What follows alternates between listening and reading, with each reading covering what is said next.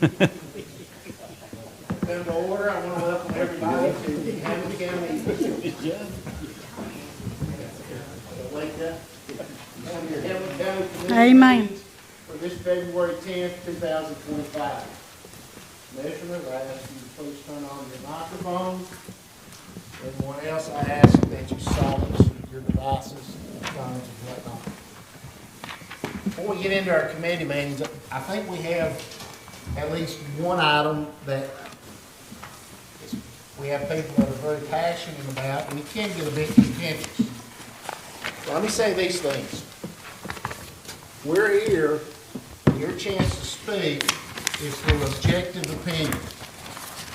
And that's fine. We're looking for that, we want to hear that, and we welcome that. Now everybody is really protective of their First Amendment rights. So am I. And that's why you have a chance to speak openly at these meetings. One of the things we want to keep in mind, when we look at the First Amendment, we do have some exceptions to the First Amendment, and I want us to take these things and deal with them when you come up to speak. We've never had a real issue with profanity, but we do have sometimes some defamation. We're going to stay away from that.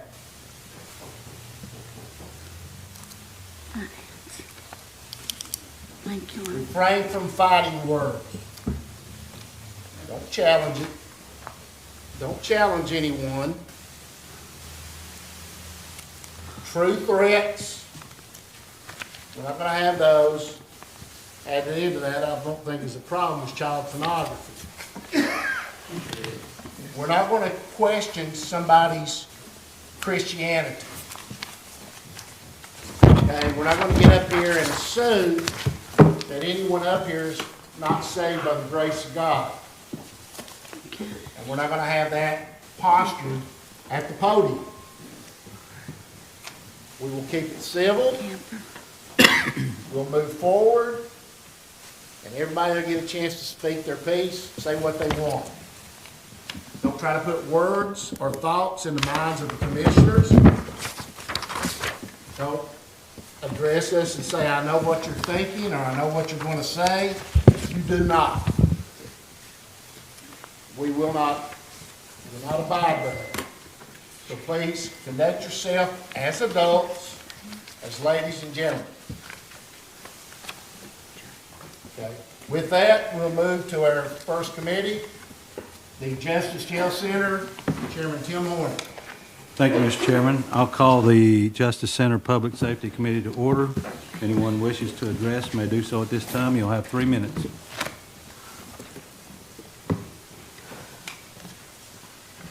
Seeing none, item 3A, old business, there is none. Item 4A, Justice Center project update, Jaron Dowater, Burwell Construction.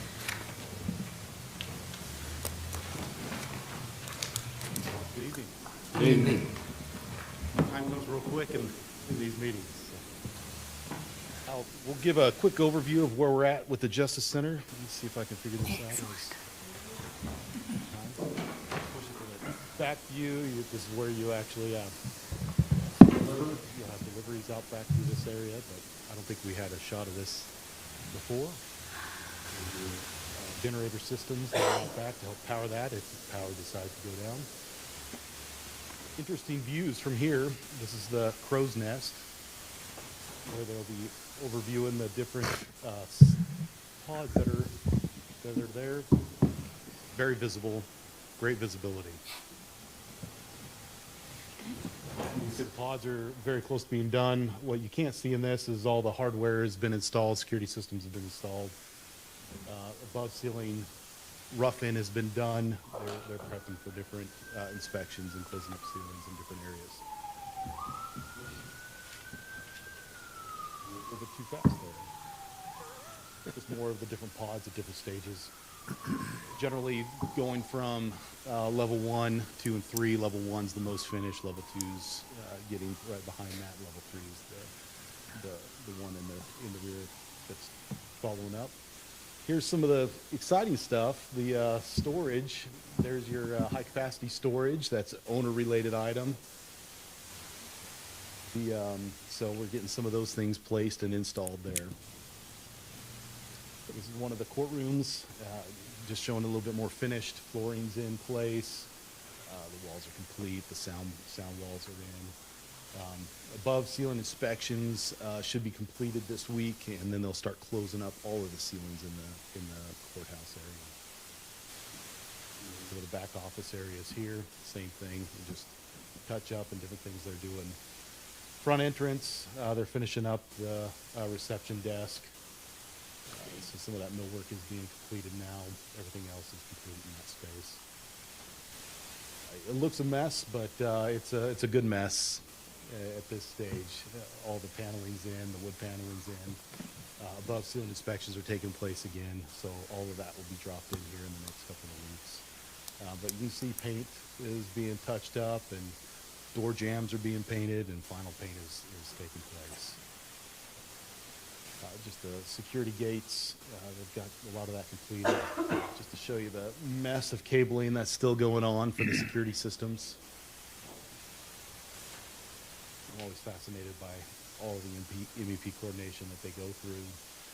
This doesn't quite give you the visual that it is, but those domestic cold water intakes are about that large around. So massive infrastructure in place for this building. This is a work area. What is that? Work release area. Yeah, sorry, I drew a blank on that, but there'll be cots in here. What we're showing in this is all of the security grid is in place. So all the above ceiling inspections are done, and that's been put in place. And there's just testing lights at this point on that. Front entrance, the front gate entrance here, being completed. Touch up paint. That's about it. A lot of things going on. They're tracking to be substantially complete in April. The contract value is still sitting at $95,066,230.11. Our total completed to date, we did not receive a billing for this month. There's things they're working out. We'll probably receive one the following month. So these are a little low for where they're at, but they're still showing at 97.61% with $92,793,932.11 in place, with materials stored of $1,399,000. Again, I believe those numbers have shifted, but that's all we can project without having a billing from them. We're not presenting any change orders this month. That's where we're at. Is there any questions? Yes, ma'am. Peggy. Okay, yeah, when you went to that crow's nest, now does it look out onto just one floor? I assume, yeah, that. Yeah, it's a two pod or a pod system has 2 floors in it, right? So you've got the lower deck and the upper deck. Okay. So one floor is basically 2 stories in there, but you're looking at 3 separate pods. Yeah. So you've got this wing, you've got another wing here, and then another wing on the other side. So like you 3 can see spokes. all of that Okay. from that location. All right. Great visibility. Yes, sir. Now, when you went to the work release room, that's a pretty big room. And now, what will happen there? What will happen there? I can't speak to what will Yes, sir. take place in there, but it's in the basement, level 0. Yes, sir. I think they're inmates that are allowed to go do more things than just, they're going to be Trustees. helping in the, Trustees. I'm sorry? Trustees. Trustees? So I can't speak to that on my end. It looked, just looked a little open, and I wondered where security was in that building, in that floor. Yeah, okay. Thank you. Anyone else? Yes, sir. Question? First question, any idea when the move-in date will be for that jail? Move in for, well, we're starting to move some things in. As As you far can as see, that's business. related items. As far as business, in other words, start bringing in prisoners and taking care of that, so any idea? They are looking towards the end of April for substantial completion. There should be 2 months beyond that for final completion. So that puts it mid-June. Towards the end of June is what I suspect. Okay, Those details are being worked out now. okay. All right. Two questions, and this may have to go to the mayor, because I'm just curious. Have they started negotiating where we had the change orders and everything as far as, let me think of a way of putting it. We had discussed some of that shouldn't be tallied to the Hamblen County citizens. It should have been forward back, and if you're aware of it, have they started those negotiations, sir? They've been ongoing. So those negotiations have been ongoing with the architect. I think that's what you're referring to. Yes, sir. Some of those items that we felt should not have been completely allocated to the county. So yes, Amen. those negotiations are in place. When will we see a report on that telling us exactly what is and what is not, and what percentage thereof? I would suspect after negotiations are complete and everything's finalized with them When do you foresee that happening? before end of project. So you're saying possibly in June of '25? That would be the end date. I don't know when we'll have our final complete negotiations done. Okay. But it'd be done prior to the end of the project, so. Okay. Mr. Mayor, can you give us an update on that to tell us where that's at, please, I sir? would repeat what Mr. Dowalter just said. We are in current conversations and getting that elaborated or put together, collaborated together between Burwell and Blaine and Mosley, everybody, all parties involved. And we're working on behalf of the county, Ms. Green, and you will get that information when it's time. So you think it'll be a little while, Mr. Ma'am, I Mayor? don't have that answer for you, just as he said. He very eloquently told you, we don't have that yet. As we get toward the end of this project, we will have some more information. One more question, and you may have to take this, so forgive my ignorance to which one this needs to go to.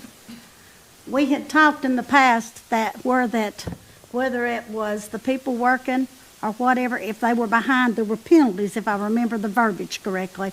And if I didn't remember correctly, please correct me and enlighten me at this point. But have they started that negotiation at all for them to pay their penalties? Ma'am, we just told you exactly. That's part of that negotiation. So no reports at this That time? includes Blaine. If you remember, that's our construction. Yes, sir. That is exactly. That's part of our negotiation. Blaine, Mosley, and Burwell, our project manager, is well involved in this negotiation. Well, now, I'm curious. I was thinking somebody told me what that penalty was, Mr. Mayor. Do you care to enlighten me?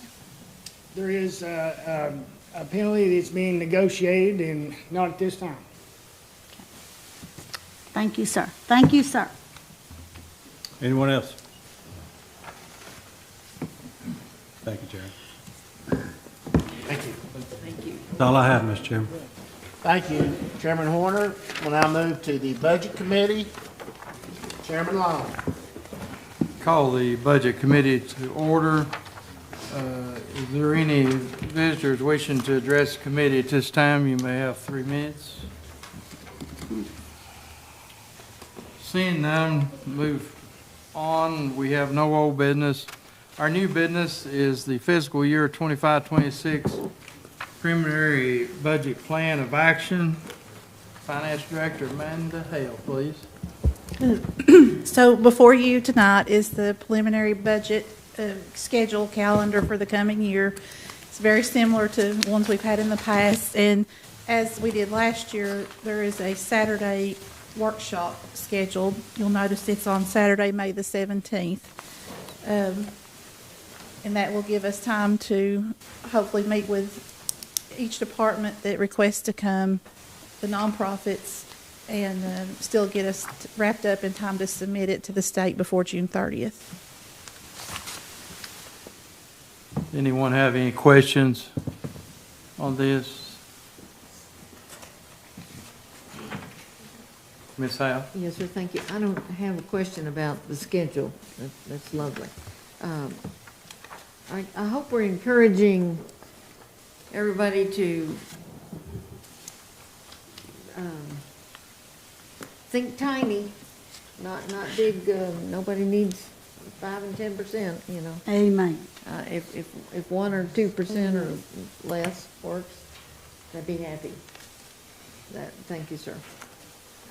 Ms. Howell, a letter has been sent out to all county departments to form their government, and their budget and everything. Mr. Chairman, do we need to vote on this and accept this schedule or not? Yes.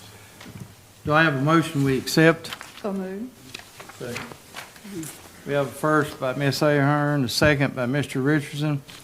All those in favor say aye. Aye. Opposed? No. We have 13-1. That's it. Motion passes. That's all I have on the budget. Thank you, Chairman Long. We'll move now to the Finance Committee. Go back to Chairman Long. Call the Finance Committee to order. If there is any visitors wishing to address the committee, they may do so at this time. Seeing none, we will move forward. Oh, excuse me. Linda Noe, 2343 Joe Stevens Road. I'd like to talk actually about several things, but since you only allow 3 minutes, I want to talk about 2 things. I've got 90 seconds for each. So I'll hit right into it. First, I'd like to talk about the private acts, the resolutions regarding them, or whatever it is you have, because there's nothing in the packet. Not exactly surprising, but, you know, it would be really nice to be able to have a framework that you're starting from. I feel sure that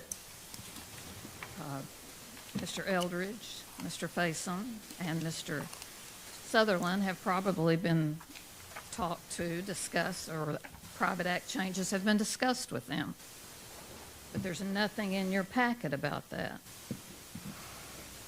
I know we can't ask questions. Well, we can ask questions, but we can't expect answers. But I hope someone will find out whether they already have held places in the General Assembly for introduction of a private act on the county attorney and on the road commission. And looking around, I did not see the county attorney, but I'm sure he got that $100 check this month. I don't know why he didn't, the minute it was found that he was taking or double dipping billing for something he'd already been paid for. I don't know why he didn't just say, I'm sorry, I made a mistake, and correct it. Ms. Noy, this is in court. We'll let the courts decide that, please. That doesn't mean I can't Ma'am? talk about that. What? I said no. I'm going to go on, and you can get Mr. Ellis, and you can do your little thing. You This don't is want- ridiculous. That is on the agenda, and I am the talking about court it. case is not on the agenda. I didn't mention the court case.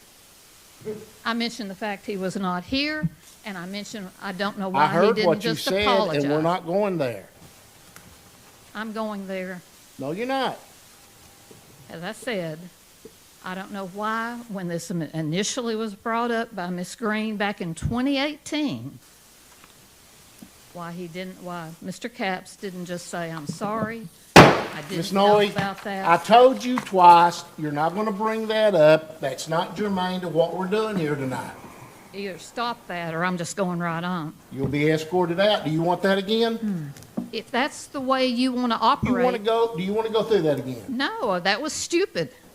Not on my part, stupid on the part of people. Your time is finished. You can have a seat, or you will be escorted out. Make your choice. There's a court that can help. Amen. Anybody else wish to address the committee?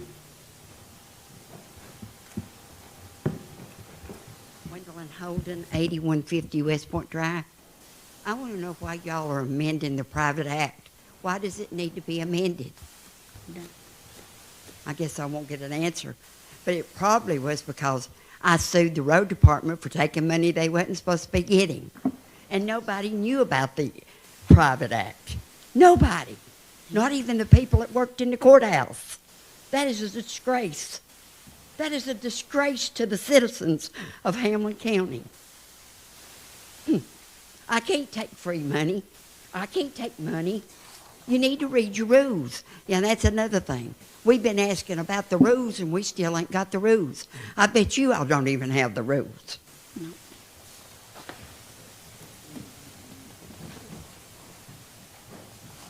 Anyone else wishes to address the committee?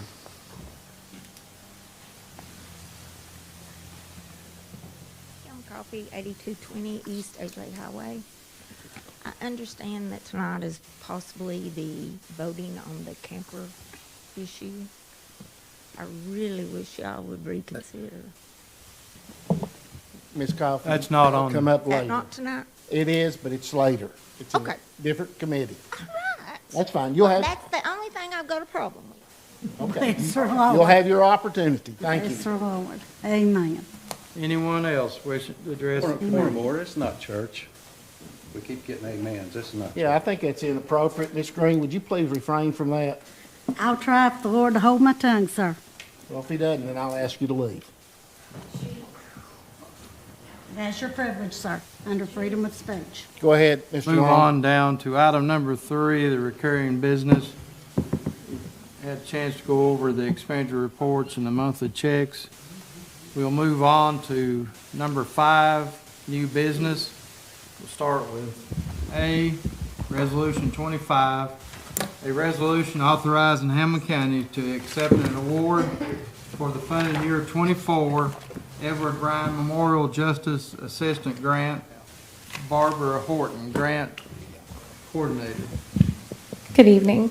This is a grant that's awarded based on our demographics from the state of Tennessee, and the JAG uses a special formula to give us the award. So the dollar amount that's on this resolution was awarded to us, and what they do is they notify us. It's for Morristown, City of Morristown and Hamblen County, and then we have to apply back with something that shows how we're going to combat crime or do some kind of intervention. And so we went back to do security upgrades for our new Justice Center, and that's what we're proposing with this money, which would allow us to buy an x-ray machine for the front of the vestibule and a 3-foot entrance and exit roller bed.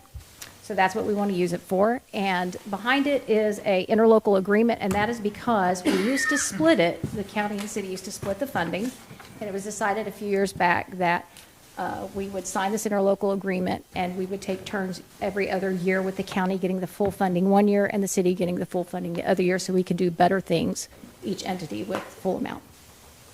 You know how much it is? It is the award? Yes, it is on the resolution, $14,776. Any other questions? Is this our year to get it, or It does is. the city get it? The city got it last year. Okay, It's our year to thank you, get it. ma'am.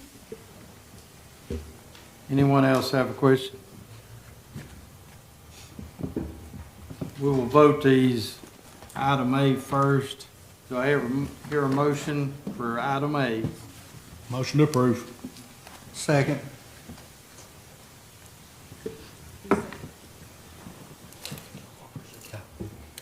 Have a first and second. All those in favor say aye. Aye. Opposed? We'll go to item B, the interlocal agreement between the city of Morristown and the county of Hamblen. Do I hear a motion? Second. A. Hearn. Do I have a second? Second. Stan, Mr. Harville. All those in favor say aye. Aye. Opposed? Motion carries. We will move now to item 5C, amending private act for the Road Commission of Hamblen County, Tennessee. Chris Cutshaw, County Mayor. Good evening, Commissioners.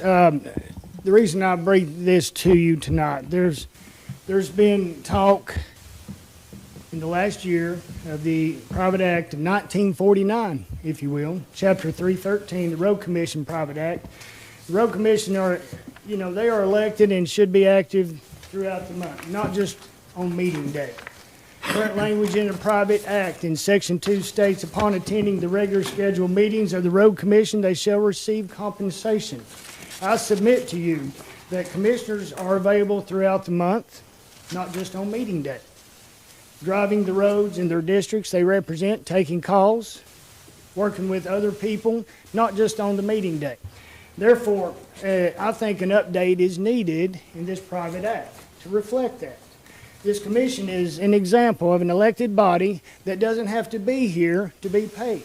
They're an elected body. They don't do their work on one day, they do their work throughout the month. I'm just advocating that it's this finance committee take this up. No decision has to be made tonight. It can be for discussion. But I think it's the fair thing to do. This is a private act of 1949. And we've moved from that. Furthermore, if that were to be said or amended, that a chairman could make a reasonable decision if a commissioner did miss. You know, you can have a death in the family, done the work the whole month, and just one day that commissioner misses for one reason or another, sickness, for whatever reason, and that chairman would have that ability to override that. I'm not suggesting, I think it's incumbent on every elected official to be here. I've been fortunate as when I served as a commissioner, and now I've only missed one roll call meeting in my time. I'm grateful that I had that opportunity. Others have had things pop up. We've had several on this commission miss many meetings. They didn't miss a paycheck. That's the reason I bring this to you tonight. There's some other things with the private act of the Road Commission that I'd like to bring to your attention. Private Act Purchasing, Section 5. Review and approve invoices and warrants are issued. That's not our procedure. It's after the fact, but the Private Act says so. Private Act Personnel, Section 4. Personnel approved by the Road Commission is in direct conflict with the TCA. Superintendent has the final authority. That's not what the Private Act says. Private Act Section 5, Paragraph 3. We're to have records available at all times. There needs to be possibly an open records policy adopted for the Road Commission. These are just suggestions to you that I ask you to take up, to look at, to see what you think. This legislative body can make this decision, and then we can carry that to our state delegation and ask them if they would please. The framework of this entire thing is in the bill, in the private act itself. There is no nefarious reasons for this. It's just seeing an issue and trying to remedy that. Thank you, Mr. Mayor. Yes. Any discussion? Yes, please. Ms. Green? Mr. Mayor, 2 questions. That was updated, if I remember my paperwork correctly, in 1996 the last time, when I printed it off a few days ago. My question to you, sir, is, first of all, do we have a placement for that? Are we going to get to see what you're proposing? Ma'am, you've been instructed by outside folks. I'll tell you what I know. I just brought you what I know. I have not contacted anyone to do anything nefarious as you're suggesting. Okay? I just asked, sir. No, I didn't you have suggest, reasons I just behind that. asked. I am trying to do something positive for the community, for the Road Commission, and you're very much digging. No, sir, I'm not. Yes, But, ma'am, you are. Well, sir, if you don't care, please answer the rest of my questions, if you could, please. And what was the rest of your question? Please, sir, if it's not too much trouble, sir. I don't know what the rest of your question was. Well, if you'll give me just a moment, sir, I'll give them to you. If you'll have a little patience. You're wasting with this body's sir. time, would you please? Please. We are What's your paid by the question? people Ms. to Green, ask questions. What Yes, is sir. your question? Please move 2 on. questions. First of all, you said you don't know if there's a placement, am I correct? Ma'am, I know there is not a placement. I have not contacted the state delegation on this matter. Okay, when will we see the framework that they are proposing? Ma'am, I just brought it tonight. Listen, you're asking questions. It's way above your pay grade. I don't have any answers for you. I brought it to the commission tonight for discussion. Okay. That's it, period. End of story. Okay. Anyone else have any discussion? Mr. Neesmith? Back when in the day, Mr. Bell and Dan, when a road commissioner was elected, he represented the people. When he went to the meeting, they had a say-so in the road commission's meeting. The road commissioners appointed the superintendent of roads. Right, Stan? But now road commissioners don't have any authority. They'll go out there at a meeting and say, well, there's a tree down on the road here, or there's a pothole out here. But we never, you know, I bring them up my way all the time, just have them come up by and just see that road. But like I say, that road's not been patched in a year and a half, 2 years. Not been paved in 38 years. And it don't need to be paved. The whole road doesn't need to be paved. But there's spots are where the garbage truck comes down through it, and where the garbage truck wheels run, when it rains and comes a storm, water can't get in a ditch because there's not a ditch there. You've got 2 creeks going down the middle of that road. And that's what's washing your road out. That's what's making your road bad, all that water in it. And I preached on that for years, but I think Mike said he and the superintendent come out there and looked at it. Mr. Neesmith, I think we're getting off track here. Are you suggesting doing away No, with the road? I was just saying that the road commissioners had a say-so at the road department. Are you suggesting doing away with the road commission? No, I'm not saying that. I think they need a little say-so out there. Anybody else?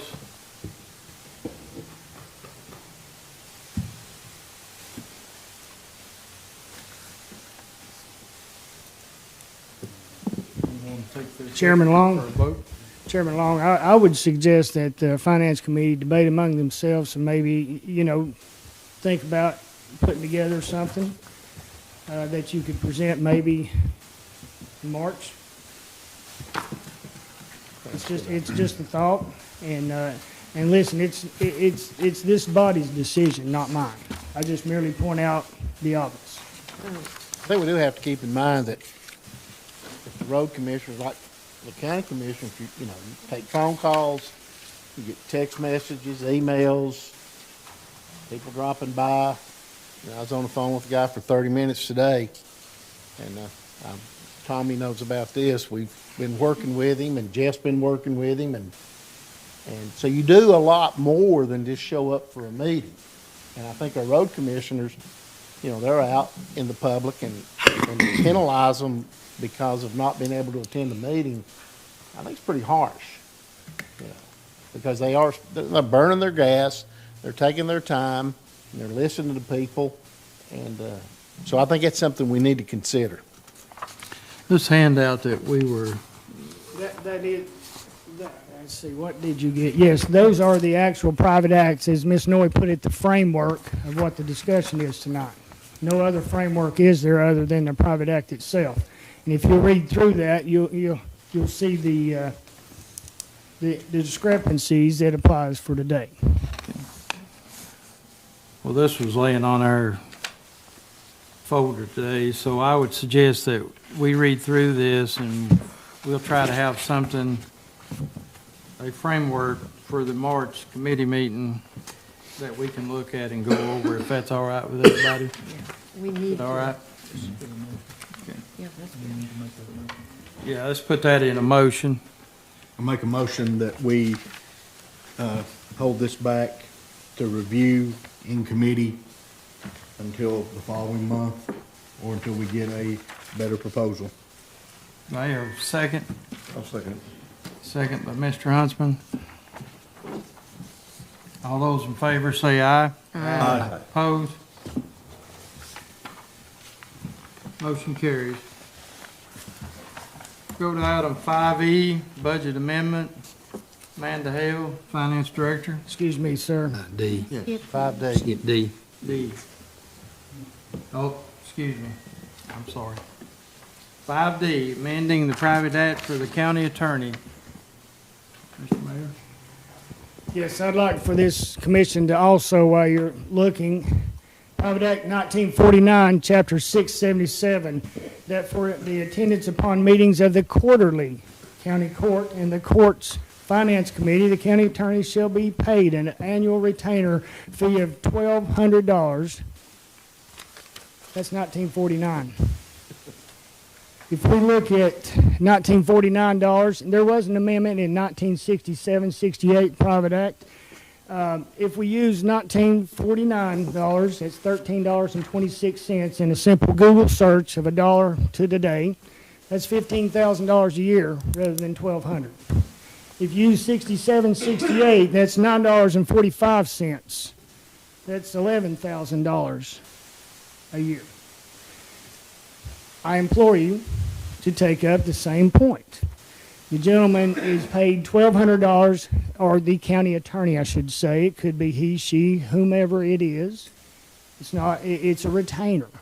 It's a $1,200 retainer. That's all I'm simply suggesting, that this body, this finance committee, take up the notion that it not be incumbent on any other thing. It's a $1,200 retainer. The other verbiage in that I shall read. Well, you have it before you, but for legal services performed on behalf of the county, he shall be entitled to receive additional and reasonable compensation, etc., etc. It's there before you in the Private Act, 1949, Chapter 677. I ask this body to possibly look at the idea that it is an actual $1,200 retainer for the year. Minimal cost compared to what it could be. Does anyone have any questions? Mr. Chairman. Mr. Horner? I think previous county mayor, Rusty Cantwell, got the same, and the prior before him, so I mean, it was just a retainer to keep.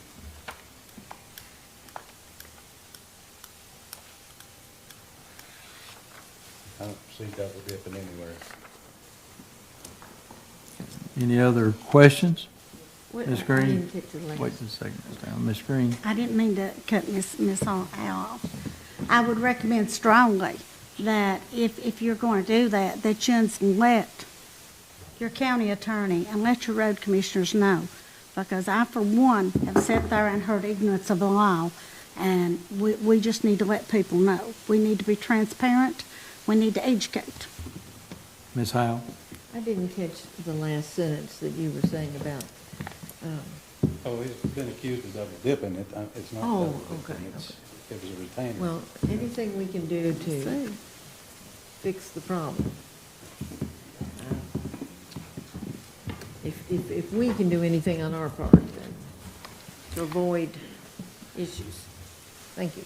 I'd entertain, anybody else? Question? Entertain a motion to do this, just like we did the previous one, come together with a framework and bring it back in the March meeting. Do I have a motion? Make a motion. Mr. Walker? Do I have a second? Second. Second by Mr. Richardson. All those in favor say aye. Aye. Opposed? Motion carries. Now the item 5E, budget amendment. Ms. Amanda Hale. So the budget amendment before you for Chancery Court is for $5,200. The clerk and master has asked to move money from her reserve account to cover the cost of these computers for her office. Does anyone have any questions on that? Not, do I hear a motion? So moved, Mr. Chairman. Second. Cody, and the second by Mr. Huntsman. All those in favor say aye. Aye. Opposed? Motion carries. Item 2. The second one is same scenario, but for circuit court. Teresa West has asked to move, this one is $1,065 from her reserve account to cover the purchase of some printers that she needs to buy. Any questions on those? Not, do I hear a motion? So moved. Motion by Ms. Ahern. Do I hear a second? Second. Second by Mr. Reed. All those in favor say aye. Aye. Opposed? Motion carries. Item 6 is just items of interest. Look those over. Mr. Chairman, that's all I have. Thank you, Chairman Long. We'll move now to the Personnel Committee. Chairman Thomas Doty. Thank you, Mr. Chairman. I call the Personnel Committee meeting to order. If you have anyone wishing to address this body, you may do so now. Seeing none, we'll move forward. Item 3, old business, we have none. New business, we have approval of military pay submission. We have one employee, 4 years of service. Do I have a motion to approve? So moved. Move, Mr. Bell, do I have a second? Second. Second, Mr. Horner, thank you. Any discussion? Seeing none, call for the vote. All those in favor, let me know by saying aye. Aye. Opposed? Motion carries. That's all I have, Mr. Chairman. Thank you, Chairman Doty. Move now to the RV Camper Study Committee. I'm on Chairman Kyle Walker. I call to order the Camper Committee and RV Study Committee. I want to make an announcement before I ask for visitors. I just want to let everybody know this is just up today for discussion. We're not having any vote today on anything with the campers. This is all just for discussion. We will bring this up at a later date. I'd like to get this resolved before we get into budgeting, so by no later than April. But for right now, I think we need to study this a little bit more. We've got a little bit of room that we need to work on with what come out of plannings. I appreciate plannings working so hard on this, but we do have some things I think we need to amend and change before we make any finalized act on this item. So with that, if I have any visitors that wish to address the committee, you're allowed 3 minutes to speak. Step up to the podium, please.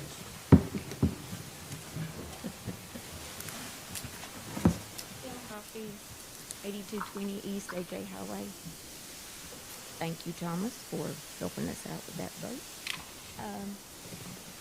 Guys, I just really am imploring you to please talk to these people that live in the camper. I mean, as long as they are following health guidelines and power guidelines, I don't see a problem. I mean, most people live in the county, so we can, kind of do what we, there's a lot of people that can't afford anything better. They can't.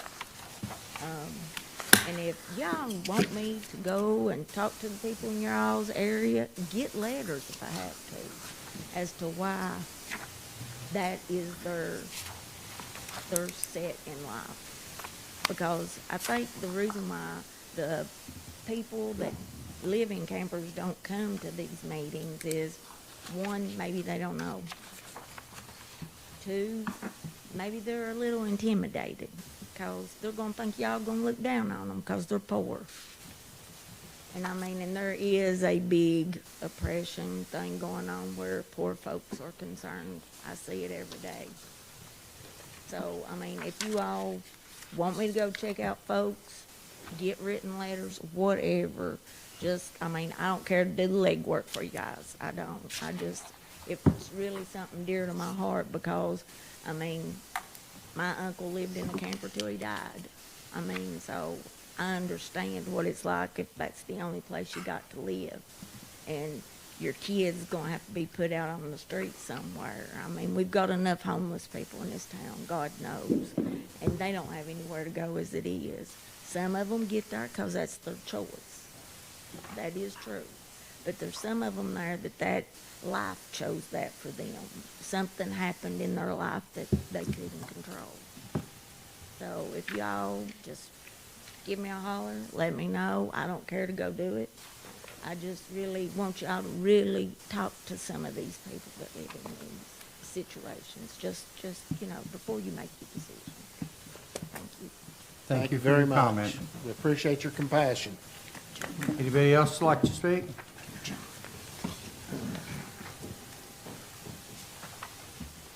Hello.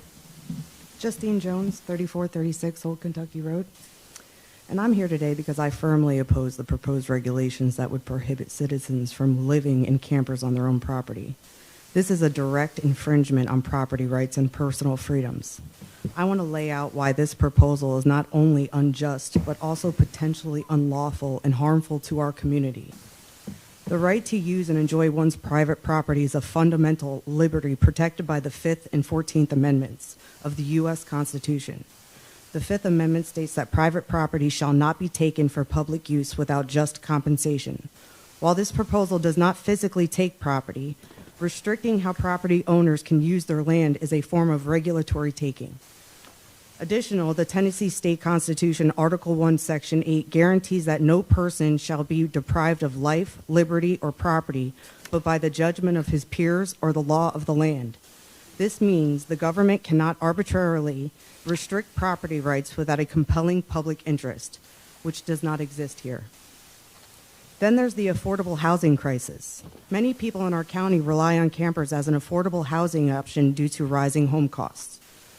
By banning this, we are effectively displacing citizens, forcing them into financial hardship or even homelessness. Don't forget property tax injustice. The county is happy to collect property taxes from these landowners, yet now wants to dictate that they cannot live on the very land they pay taxes for. Counties across the country have faced lawsuits for enacting similar restrictions. Courts have ruled that overly restrictive zoning laws and housing regulations that do not serve a direct public health or safety purpose can be considered unconstitutional government overreach. For example, in Tucker v. Town of Tequista, the court ruled that a town's attempt to restrict living in an RV on private property violated private property owners' rights. If this county passes regulations dictating what kind of homes people can live in on their own land, where does it stop? Will off-grid living be outlawed? Will we require residents to build houses only of a certain size, style, or cost? This is a dangerous precedent that could lead to further government interference in private property. And the county's concern is sanitation, utilities, or safety, then let's address those issues in a fair and reasonable way. Implement a permit system for campers to ensure they have proper waste disposal. Work with residents to create common sense regulations rather than stripping away their rights. At the end of the day, this is about freedom, fairness, and property rights. People should have the right to live on the land they own, especially when they are following basic health and safety guidelines. This is about protecting the rights of every property owner in this county. I urge the commissioners to reject this proposal and instead focus on solutions that respect individual liberty and property rights. Thank you. Thank you. For your comments. Anybody else like to speak?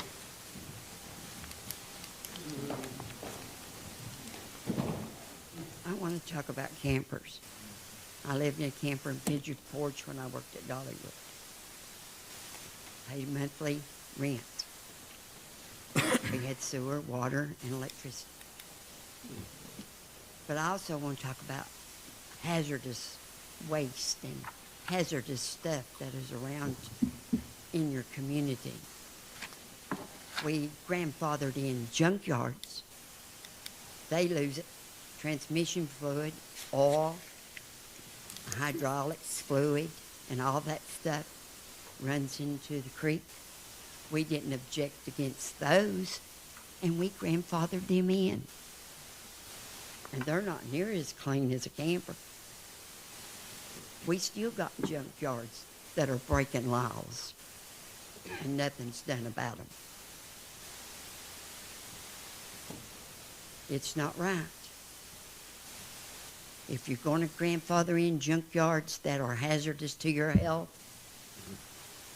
you should grandfather in campers and let people live in them that are homeless, because there's no telling where they're using the bathrooms. So I'm for helping homeless people and people that need help. I don't appreciate the junkyards. I didn't appreciate the landfills, and I didn't appreciate Superfund sites. But I got them, and I worked, and I wasn't homeless, and I still work, and I thank God that I'm able. Thank you for your comment.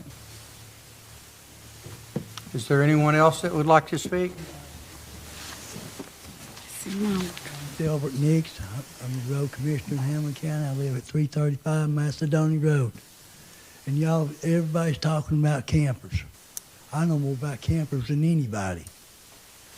I used to work for Lakeway Services years ago, pumping toilets for a living. I used to pump campers out at Cherokee Park. And they got a holding tank out there, and county commission and the mayor's office is getting money for them campers sitting down there on that property down at Cherokee Park. They got holding tanks behind their camper. I used to go down there every week and pump them out. And you all talk about campers on private property. They've got their own tanks in these campers. They could call Quality Waste. I used to work for Quality Waste for 7 years. I used to go pump campers out up out the stuff on, like going to Bean Station, that new campground up on the left. I used to go up there every week and pump them campers out. And stuff, you can call Quality Waste or a septic tank company. They got hookups to pump a camper out easy. And everything. That's the way I feel about it. I think you need to leave these campers alone. If you want to see them, these people might not know how to pump a camper out and stuff and everything. But I know they can call Quality Waste, and then they'll bring a holding tank, a 250-gallon holding tank, and hook to their camper and stuff. Thank you, sir. Thank you. Thank you for your comments. Anybody else? Link Gibbons, 2347 Courtney Road, Whitesburg, Tennessee, 37891.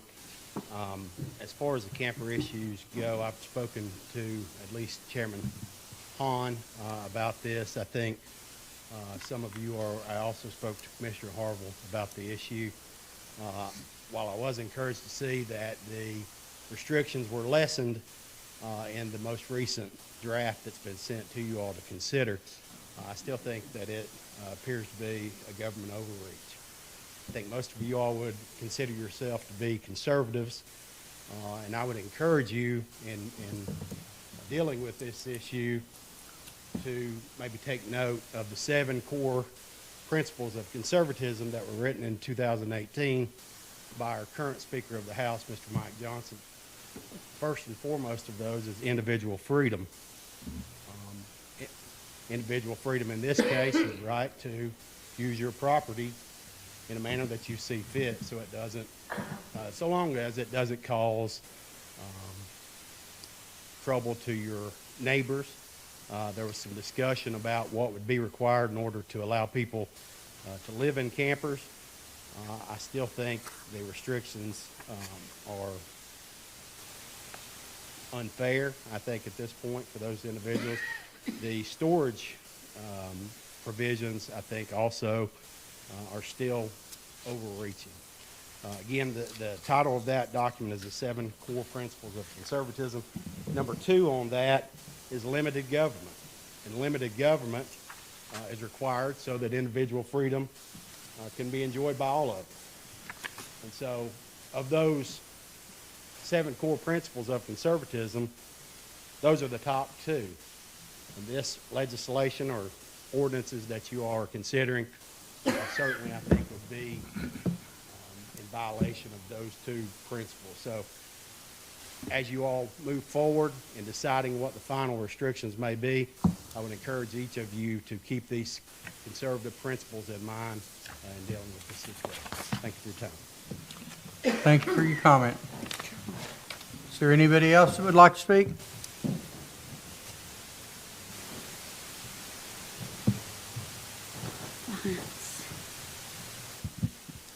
Joseph Hahn, 1400 Shinbone Road, Russellville, Tennessee, 37860.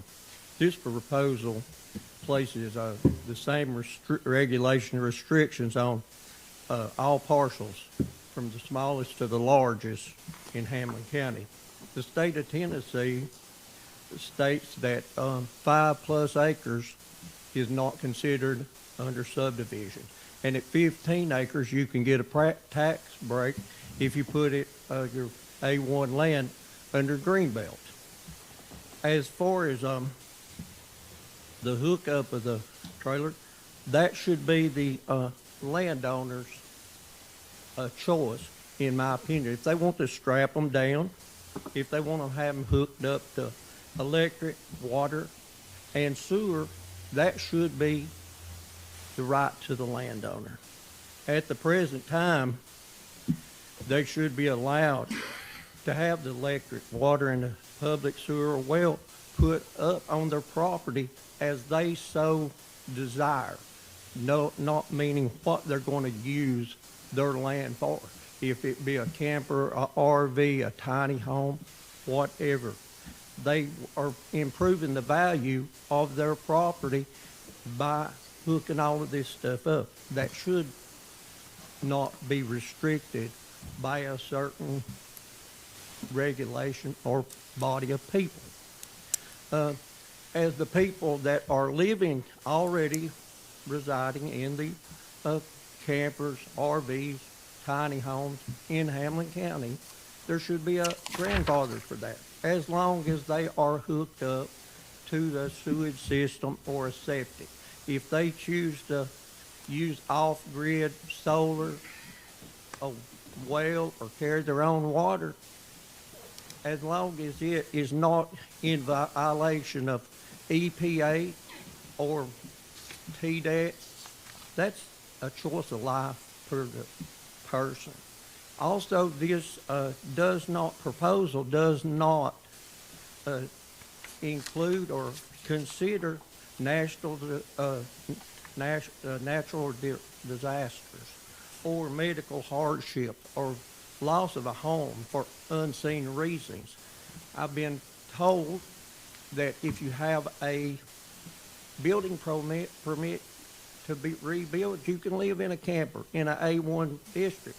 But our Cott County, the courthouse was flooded.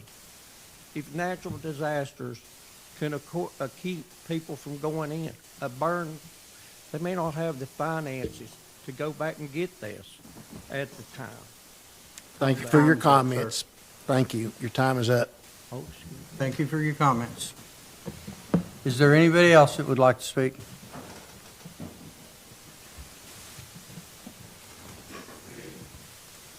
Linda Noe, this has been going on for months and months and months, going on a year now almost.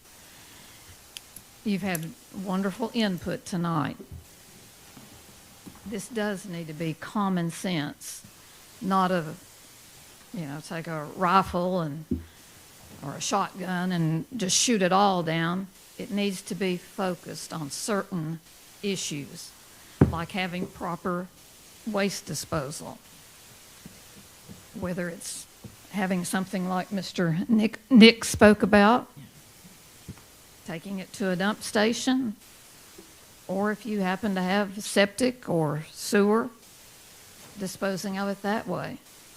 It does improve property to have septic or sewer. That would be a way that somebody is going to get out of the camper, but they can't do it in one fell swoop and go, oh, I can't live here, I'll go buy that $300,000 house. These people can't do that.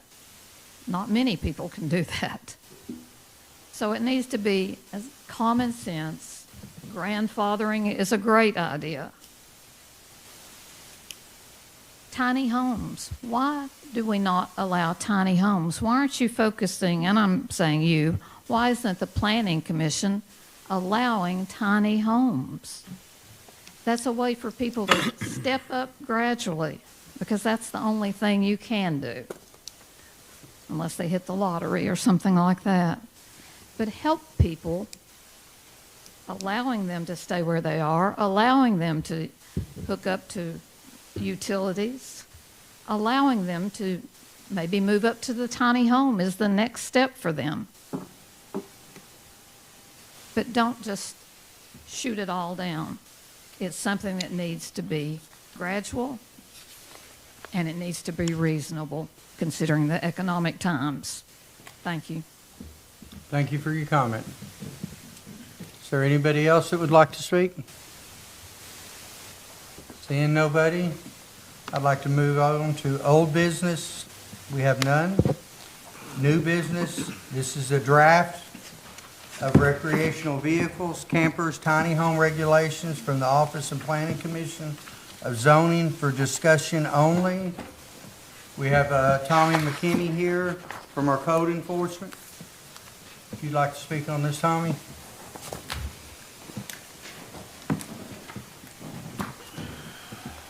No, Mr. Chairman, I don't have anything really to say. I was just going to answer questions if anybody had. Okay. I'm going to open the floor to discussion. Would anybody like to open the discussion? Yes, Ms. sir. Howe? Yes, sir, thank you. When I go take my car in to get the oil changed, she reaches in and touches my thing, and it says, oh, thank you, sorry, appreciate that. Okay, now here's where it was. Now now we've got fresh oil in here, and so it's registered that I've done that oil change. And so I kind of like the idea of why, if you can show that, Mr. Nix, when you brought that up, if you can say, well, look, here's my schedule, this tank was emptied, and you can see it right here, here's my receipt. I expect they're abiding by the law that we need, and I'm kind of curious too why tiny homes are not allowed. And I do recognize, and we have a printout that is about the homeless, and we certainly do not want to be a body to create a homeless issue. And we see citizens that are strapped.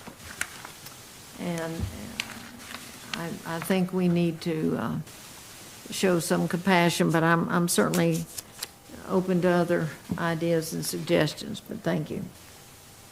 Thank you for your comment. Anybody else? Mr. Doty? Thank you, Mr. Chairman.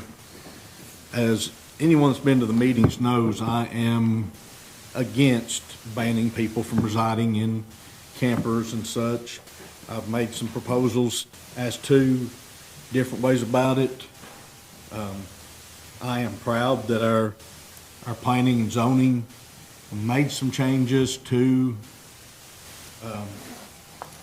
try to bridge the gap between the two points of view.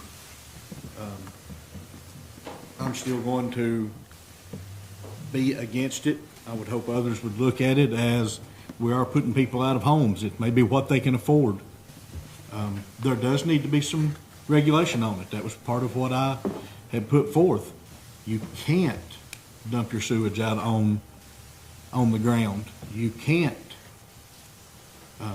endanger your neighbors by their health or anything. It does need to be hooked up.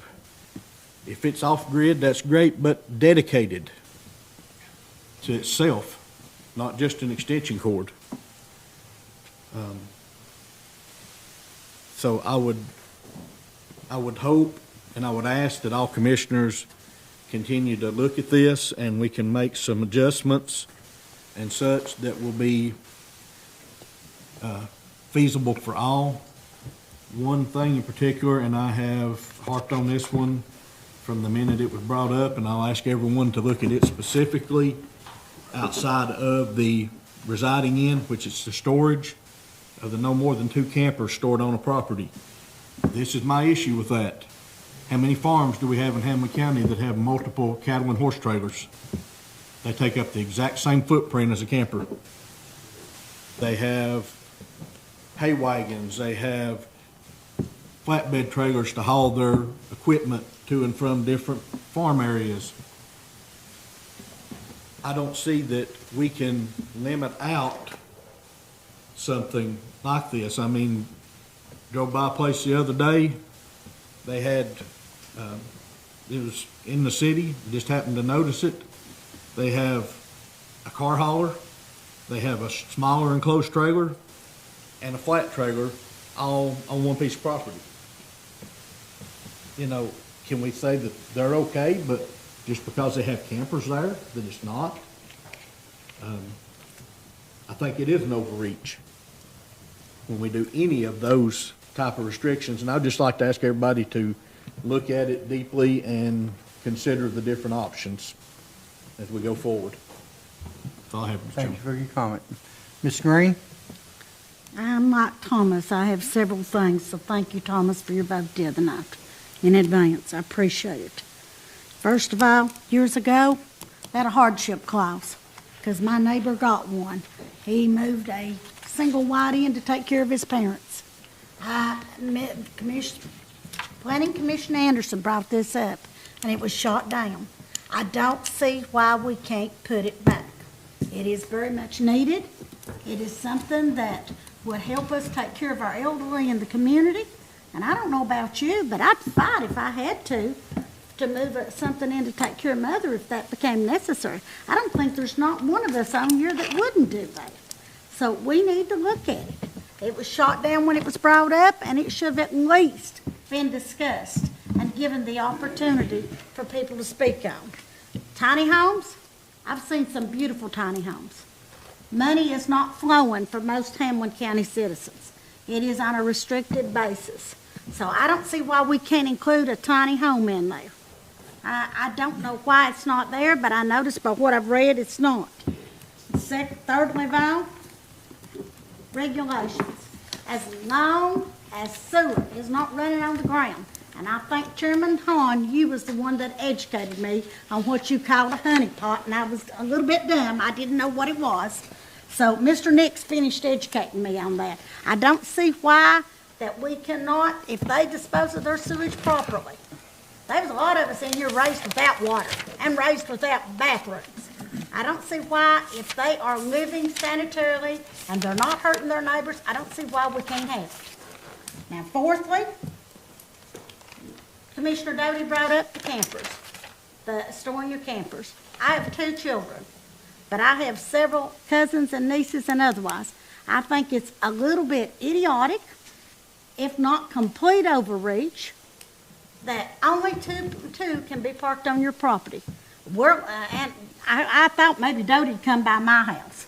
There's an enclosed trailer, there's a flatbed, there's a bush hog, there's 2 tractors with buckets, hay forks, grater blades. I live in the country. So tell me why in God's name we want to restrict a camper. Most campers look a whole lot better than the bush hog and everything else. Most of us that work on farms and live on farms have everything from plows to anything else.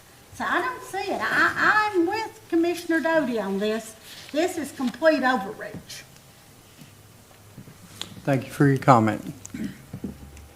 Anybody else? I think you have to have. Yes, Mr. Horner. You have to have some kind of regulations. I mean, it's like driving. Anybody wants to get a license and drive, but you've got to obey the speed limits. You've got to stop at the stop signs and do that. So, you know, you've got to have some kind of regulations. If I may. But we're not restricting them from getting a car. You know, that to that point, Mr. Horner, it's... You operate, yeah. Sir? You're operating it. Yeah, well, but yeah, and I agree, you know, we can have some regulations, but, you know, at least we're saying you can operate the car, yes. Oh, okay, thank you. Mr. Richardson.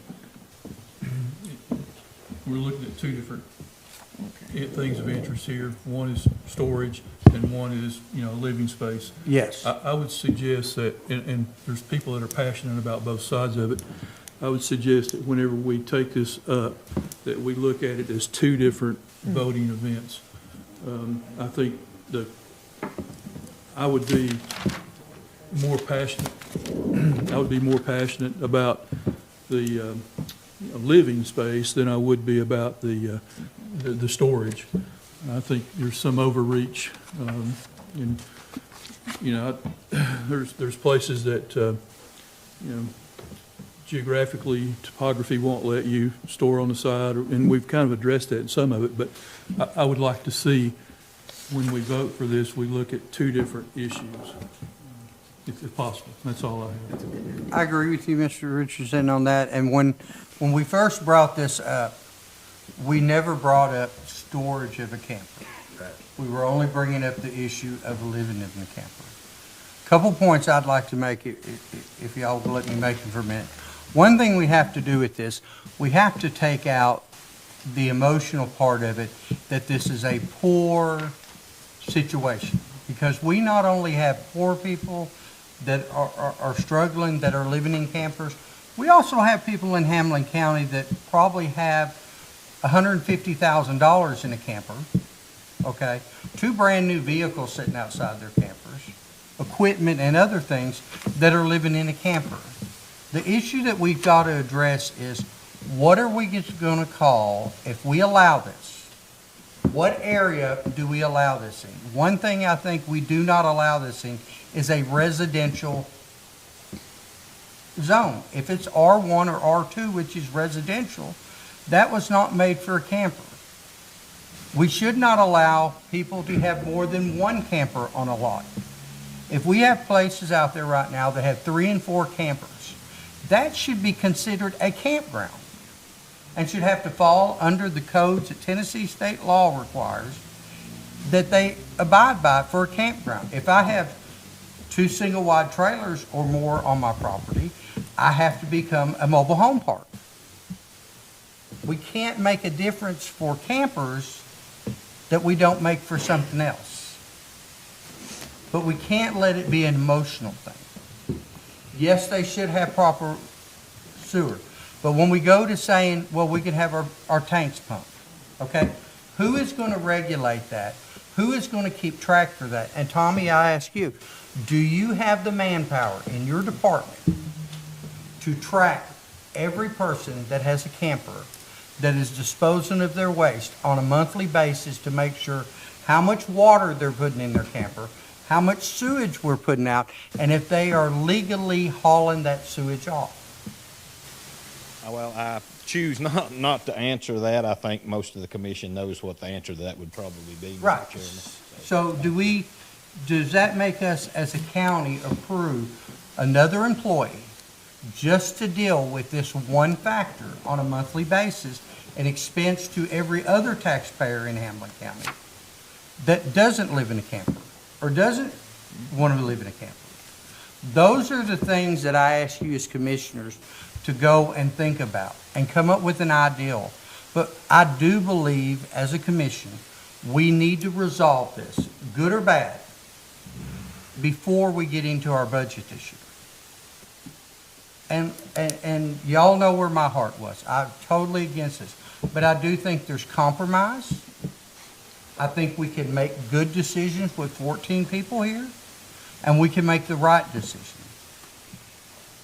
And I am willing to listen to anybody's comment on what we should do. And I can be persuaded because I budgeted a lot on where I stood 5 months ago when we started this committee and where I am today. There's room, but we have to be fair, and we can't do it on a basis of this is a poor community, this is what we do for poor people, because what are we doing for the rich people of Hamblen County? Because then they're going to be in here next going, well, you done this for the poor people, now we want to break because we're rich and we've got money. You know, we can't do it that way. Thank you. Let me have one thing. Let me say one thing here. And go ahead, Mr. Hall.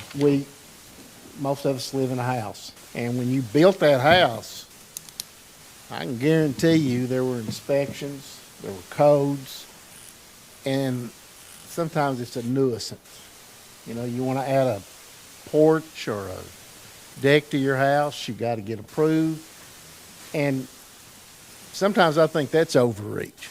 I think I should be able to add a deck to my house without, Tommy McKinney coming out and getting on to me. But my point is, some of it's a hassle, but there's two things we have to keep in mind on this. One is safety, and that's what the codes are for, so we don't blow ourselves up or whatever. And the other thing is sanitation. And those are the only two things that concern me. I've got an issue in my district, in a residential neighborhood. A guy bought a house. He's a single guy. He's bought a house. He's got 2 or 3 other gentlemen living with him. He's renting rooms out to them. He has constructed, almost completed, he's built it by himself, a small structure out back that the word is he's going to move into that and rent the rest of his house out. Now, so the last two things I'll say is let's keep in mind safety and sanitation, because I think we would all agree that safety and sanitation is the cornerstone of how we make our decision on this. Maybe Mr. Nix can answer this question. What does it cost to go out and pump? What's the charge to go out and pump? Well, one the time. water waste on the holding tank at Turkey Park, it's $150.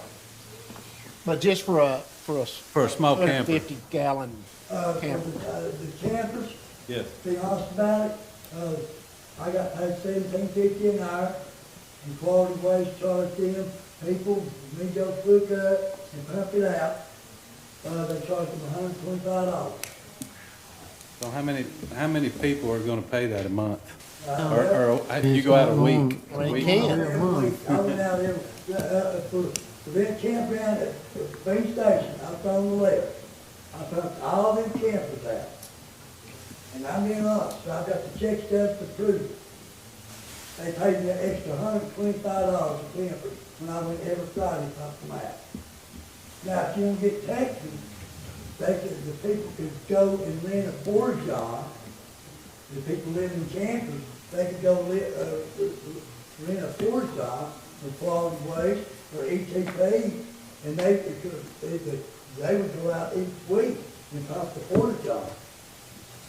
Now, if you won't get taxed, and I don't know if any of you know about it, but it's just like the crusher out there. The crusher's got 7 porta johns. They don't have no hookup to water or city sewer. In that Spectrum cable company, we'd have hooked up to the city sewer. They had 2 holding tanks in the ground. And I took the truck out there each week to pump it out. And I even showed this string the truck I drove to quality waste. Well, And you won't get taxed with McKinney, Tom. You got to get on Cherokee Drive. Right on Cherokee Drive Hill, ain't nothing but a drug hole. Yeah. Well, we run into that, Mr. Nix. Give them 120 days, and y'all give them 120 days and stuff, and y'all regard it. And then ain't nothing but a drug hole. Thank you. Thank you. Yes, Ms. Green. We have enough homeless. Our community project last year was closed for the homeless. And I, for one, when we set up at Daily Bread, was shocked how many homeless we have in Hamblen County. And I, for one, will not vote to make anyone homeless, no matter what the situation. For the simple fact, I was talking to a little girl Friday night, and this is what the child had me to say, and I have invited her in because I want you to hear what she had to say. She told me when she was a child, when she's an adult now with 2 kids of her own, she said her dad lost their job and lost the home they were living in. She said there was 3 of the kids and her mom and dad. They lived in a camper for a year till her mom and dad were able to get them back in the house. But they were able to eat, stay warm, and dispose of their waste properly. If we can dispose of waste properly, I don't see why we can't work with everything else. I have heard each and every one of you talk about what you could do. And Chairman Hahn, you were an education to me when you went to talking about the honey pot, because I had never heard that term.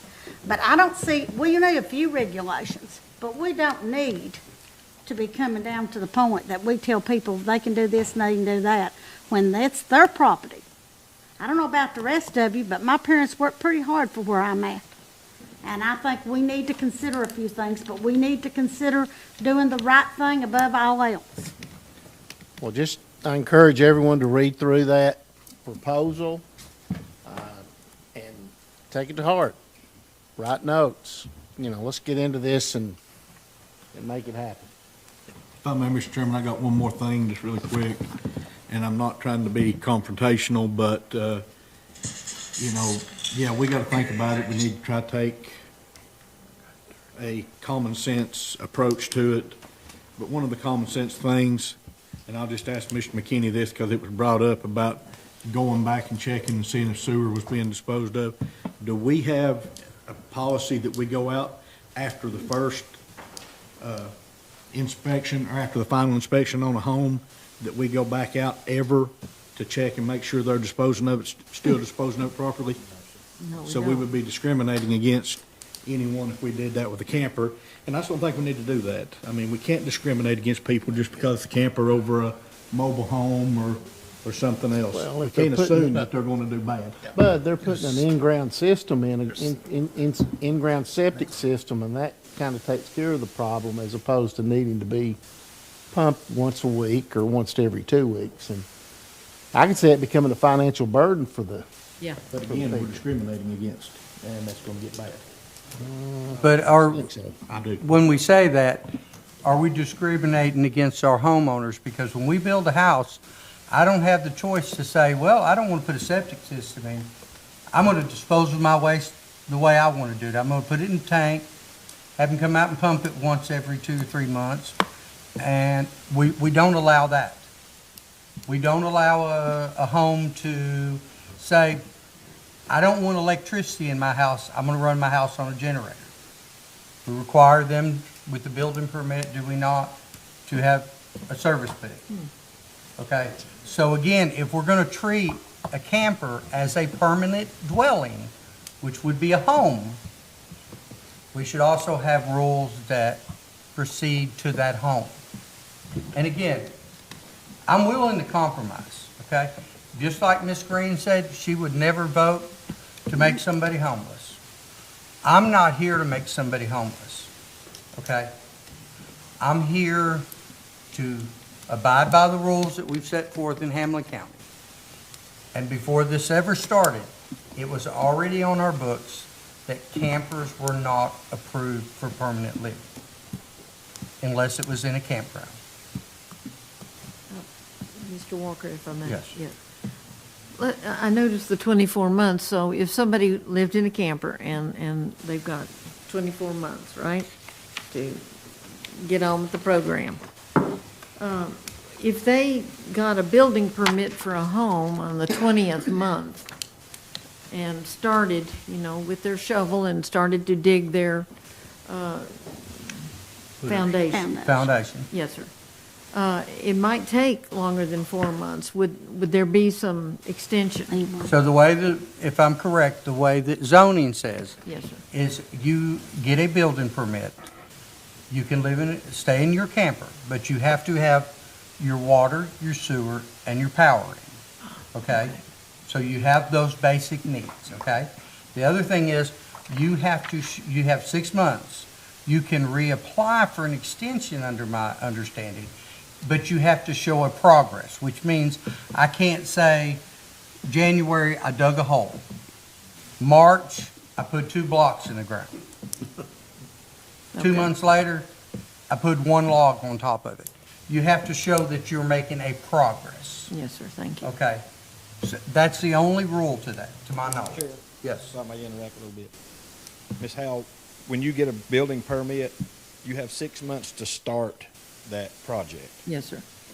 And as long as you're moving forward with it, if it takes you 2 years to build your house, as long as you're moving forward with it and not letting it sit 6 months at a time, you don't Yes, sir. have to ask for extensions, you don't have to do anything, as long as you're moving forward.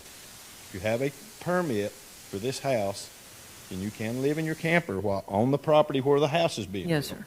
You can live there until you get your structure finished and you get your certificate of occupancy from the building inspector. Okay, thank you. Thank you for that clarification. Chairman Walker. Yes, Ms. Green. I'd like to iterate something I'm sure you haven't thought about, and I asked Miss Lindsay before she left. In Tennessee, it's still legal to have what they call an outdoor toilet, okay? In Tennessee, I asked Lindsay, and I have the email to back it up. So we need to look at all options, not just necessarily the sewer or the honey pot. That's still legal in Tennessee. So is a sister. Sanitary. So is a sister. Amen. We have no more comments? No more discussion? I'd like to move on to item 5, items of interest. We have none. I'd like to adjourn the camper committee. Thank you, Chairman Walker, appreciate that. Thank you, Mr. McKinney. Thank you, Tom. We'll move on now to the Calendar and Rules Committee with Chairman Thomas Doty. Thank you, Mr. Chairman. I call the Calendar and Rules Committee meeting to order. Do we have any visitors wishing to address this committee? You may do so now. Seeing none, we move forward. Old business, we have none. Item 4A, under new business, we have the review of the regular calendar items. And before we get a motion to approve, I would like to note that on your regular calendar in your book, we already had the private acts listed under 8C and 8D. Those were for discussion and they will be removed from the regular calendar. Do I have a motion to approve as amended? So moved. Do I have a second? Second. Is there any discussion?